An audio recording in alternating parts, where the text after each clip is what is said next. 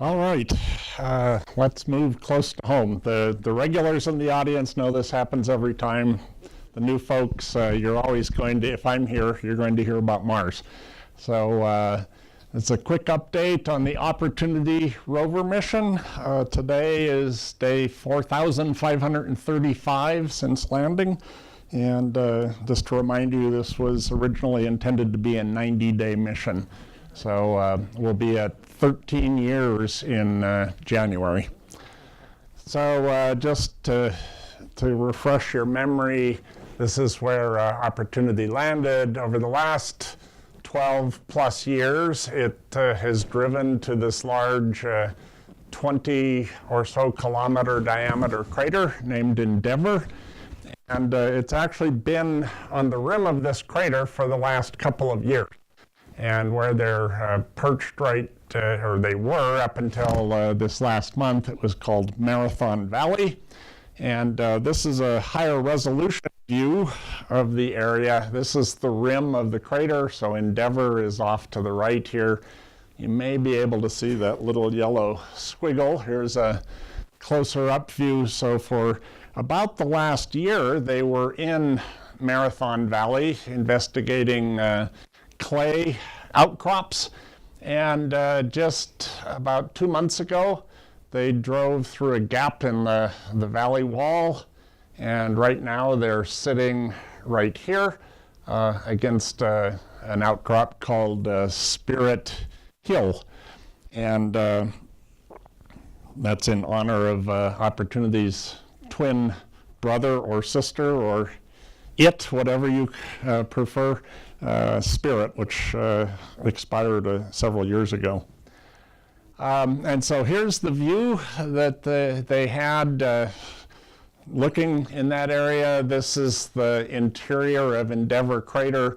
This is a ridge that they were interested in examining. And this is more or less true color. This is an enhanced color view, which just helps distinguish between the various types of rocks and the background materials.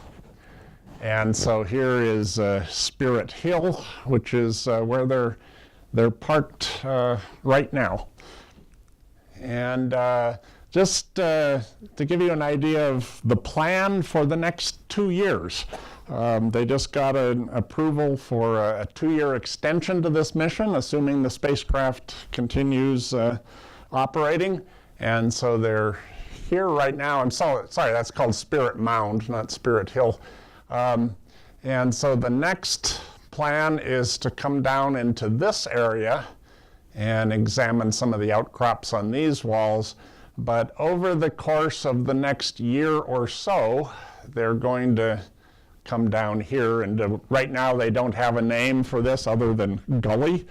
And this looks like it has lots of sulfate minerals and clays, and so that's things that they have now seen in several locations, and they want to determine if the types of materials that they're seeing here are equivalent to what they saw during the drive to get to Endeavour crater. And once they're done, so about 1.5 years from now, if all stays to plan, they will have investigated this area, and then they're going to come up here and actually drive down onto the floor of Endeavour crater. And that's as far as the plan goes at this point.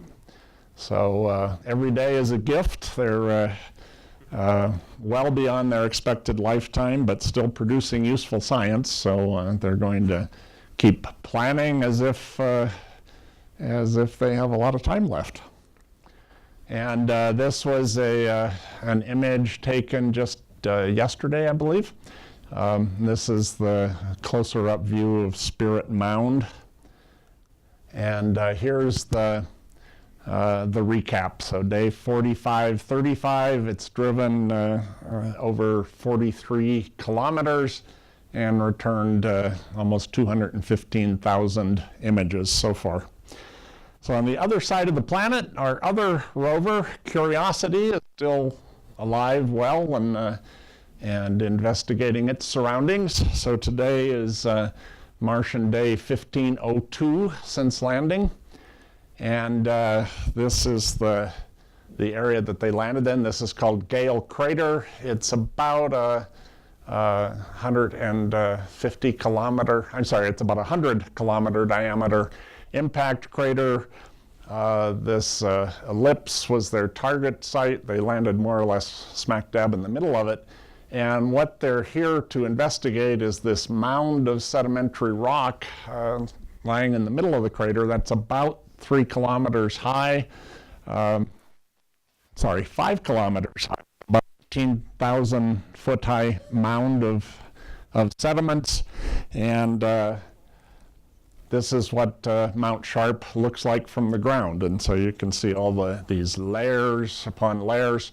So the instrumentation on board Curiosity is designed to measure the composition of the rock, a lot of the chemistry, the mineralogy, and also to help determine what the environment was like when those rocks were laid down. And so what they're trying to unravel is the history of water in particular in this area. So the bottom where they're at right now, that's the oldest rocks in the area. So that would be sort of the beginning of the history that we're looking at. And then as they move upslope, they'll get to younger and younger rocks. And so this is an overhead view of the path that they've taken. This was their landing site. Mount Sharp, the big mountain, is down here. And they drove along skirting the front of these massive sand dunes. They wanted to avoid those for fear of getting stuck in the sand. And so they've been coming down here. Where they're at right now is about this area. And this is the plan for the next 2 years. They also got a 2-year extension to their mission.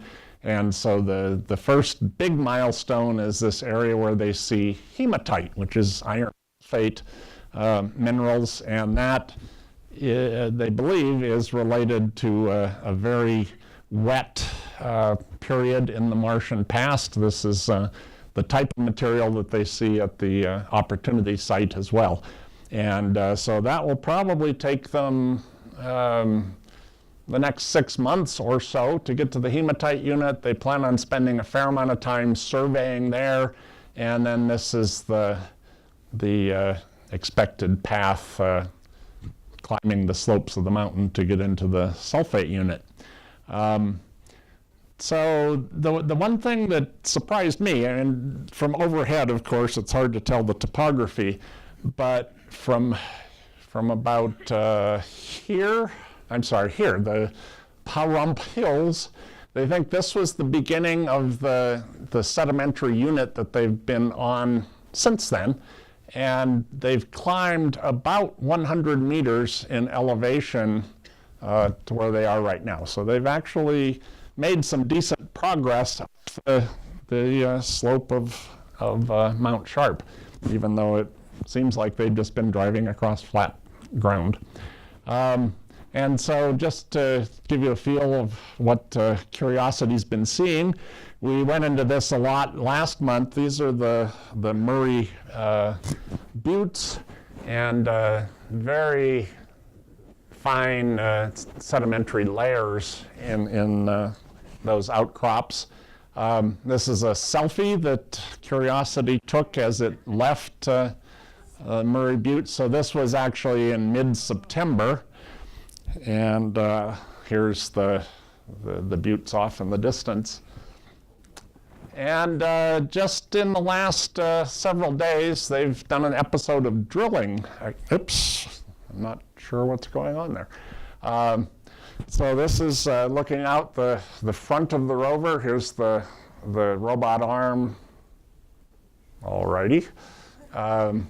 Getting ready to drill. And here's a couple of views. So this was 5 days ago. Their drill hole and collected samples, and we'll be analyzing those. But the interesting thing, if this stops, is 1 day later, you see how much difference there is. Look at all of the material that's been blown off in this direction. Sam, are you there?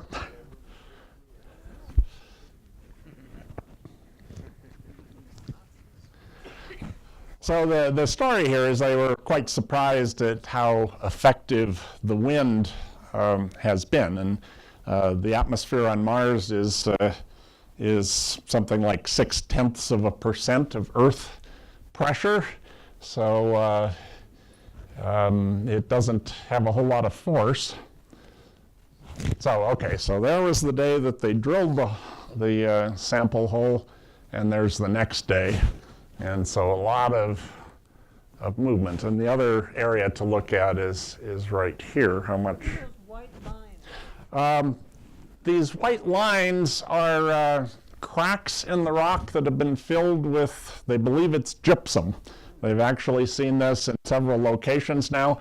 So that's where the rocks are cracked, and then you get groundwater sort of leaking up through the cracks, and it deposits the dissolved minerals that are in the water. So again, that's more evidence that this area was quite wet in the past. And this is just an interesting result. You know, I usually just show images, but they do have some new chemistry results from the sample analysis at Mars instrument, which is a mass spectrometer, and it can actually measure details of the isotopes in the atmospheric gases. And a couple of the gases that atmospheric chemists are very interested in are xenon and krypton. And the ratio of these isotopes can tell you a lot about how much atmosphere has been lost since the early days of Mars, because these are inert gases. They don't really react chemically with other materials, and so they were always thought to be primordial. But Curiosity has now been able to measure an interaction with barium in the soil or in the regolith that gets hit by cosmic rays that liberates a neutron from the barium, and that neutron gets picked up by either the xenon or the krypton, and that changes the isotopic abundance of these materials. And so that alters that ratio that everybody thought was sort of a fixed number from the early days of Mars. And so this is going to bear a lot more work, but it's a very interesting result because it says that the surface itself is altering the atmosphere. And so we need to be a lot more careful when we interpret how the atmosphere is changing and how it was 4 billion years ago. So we'll report more on this. I'm sure there's going to be a lot of discussion on this over the next year or so. And so this is just a nice view of how dusty it is right now. There's some fairly large dust storms elsewhere on Mars, and they're pumping a lot of dust in the atmosphere. If you have decent eyes, this is the crater wall that's about 20 kilometers distant. I should have picked up an image from a year ago where that's crystal clear, and you see the crater rim, but here's where they are right now, and it's sort of a pea soup, or rather dust soup, I guess, haze in the atmosphere right now. And so here's one of the most recent images. I think this was taken in the last couple of days. And so here again are some of these mesas that they'll be heading toward now, and there's the Mount Sharp. So that's the direction that they're heading. And just the recap here, it's day 1502. They've driven about 14.5 kilometers, and Curiosity is a real shutterbug. It's actually got 16 cameras on board, so it's returned quite a few images.